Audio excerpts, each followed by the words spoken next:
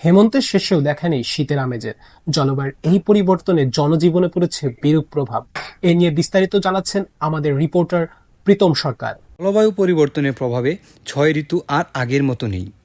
November December মাসে তাপমাত্রা বেড়েছে ১.৬ ডিগ্রি সেলসিয়াস। জলবায়ু পরিবর্তনের ফলে ভূমি, প্রকৃতি, পরিবেশে দেখা দিয়েছে আমূল পরিবর্তন। পৃথিবীর উন্নত দেশগুলোর কার্বন নিঃসরণের ফলে সবচেয়ে বেশি ক্ষতিগ্রস্ত দেশের তালিকায় বাংলাদেশের মতো ছোট দেশগুলো প্রাধান্য পাচ্ছে, যার সবচেয়ে বড় প্রভাব পড়েছে কৃষির মতো খাতগুলোতে।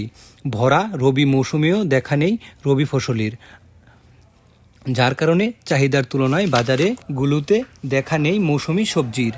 বিক্রেতারা বলছে সরবরাহ কম থাকায় বাজারে শীতকালীন সবজির দাম ঊর্ধ্বমুখী। এই সবজি আসে উত্তরবঙ্গ থেকে, রংপুর, দিনাজপুর, বগুড়া, রাজশাহী এবং আবার মানিকগঞ্জ থেকেও আমদানি হচ্ছে বর্তমান। একটু এখনো সবজি কিছু দাম বৃদ্ধি আছে, এক সপ্তাহের মধ্যে আরো নিচে নামে আসবে ইনশাল্লাহ। পোশাক খাতেও পড়েছে এ পরিবর্তনের বড় প্রভাব। পোশাকের দোকানগুলোতেও দেখা নেই ক্রেতাশূন্য পোশাকের দোকানে ক্ষতিগ্রস্ত হচ্ছে বিক্রেতারা।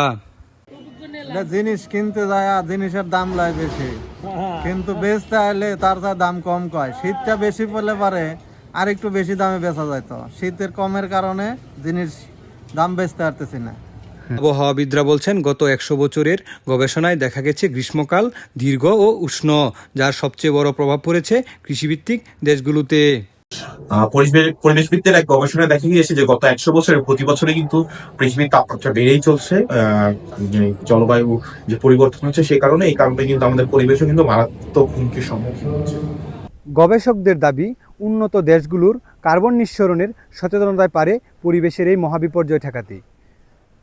প্রীতম সরকার, ক্যাম্পাস টিভি, সাভার, আশুলিয়া, ঢাকা।